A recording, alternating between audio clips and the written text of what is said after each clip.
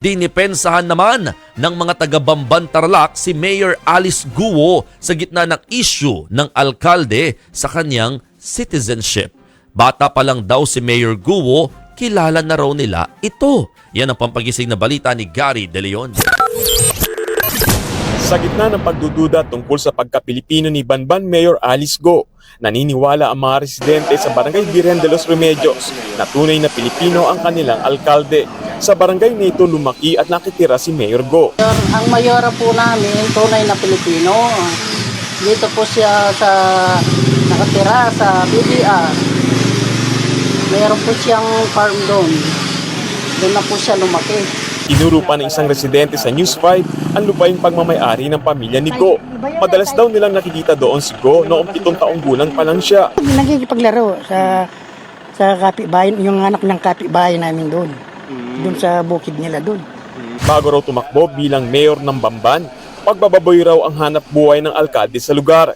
Hindi naman matanggap ng ilang residente ang pambabatikos sa kanilang mayor. Sobrang bait niya. Wala naman po kaming nakitang pangit sa kanya. Puro maganda, sir. Kaya napapayak po kami. Kaya kung pwede lang po pumunta doon sa Manila para kukunin namin para tulungan namin siya. Sinumitin na raw ng COMELEC sa Senado ang Certificate of Candidacy ni Guo noong 2022. Parte ito ng investigasyon ng mga senador sa pagkakasangkot ng alkalde sa operasyon ng Pogo sa Bamban. Matatandaan kinwestiyon noon ni Senator Risa Hontiveros kung bakit 2021 lang nagparehistro bilang botante si Guo, 1 taon bago siya tumakbo bilang mayor. Ipinagtaka rin ng ilang senador kung bakit 17 years old na si Guo nang iparehistro ang kanyang birth certificate.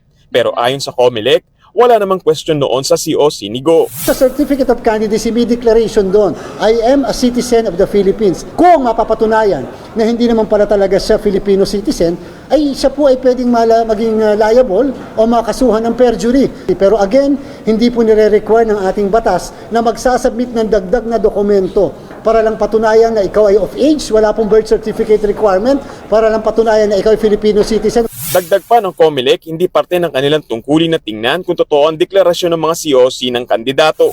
Ang COMELEC po ay ministerial ang duty namin. Ano po ibig sabihin? Wala po kaming karapatan na tumanggi sa pinafile na Certificates of Candidacy. Kahit pa nga maaaring mali ang deklarasyon o nagsisinungaling, maliban na lang kung later on may magpapile po ng disqualification. Sa talumpati noon ni Mayor Guo sa kanyang pangangampanya, ipinakilala niya ang sarili bilang Filipino-Chinese. Ang nanay ko po ay Filipina. Ang tatay ko po ay isang Chinese. Ako po ay isang Filipino citizen at may pusong Bamban. Handa naman ang Bureau of Immigration na maglabas ng travel history ni Mayor Guo kung hihingin ito ng Senado. Lahat po ng foreign nationals or Filipinos po, nakikita po natin ang travel doon po sa ating centralized database. While I am unable po siguro to share it on air because of data privacy issues, the Bureau naman po is willing to submit it po to the appropriate agencies. Sinubukan namin kuhanan ng pahayag si Mayor Guo pero pinayuhan daw siya ng kanyang abogado na wag munang magsalita habang naghahanda sa susunod na pagdinig sa Senado. Nagbabalita mula sa Frontline, Gary De Leon, News 5.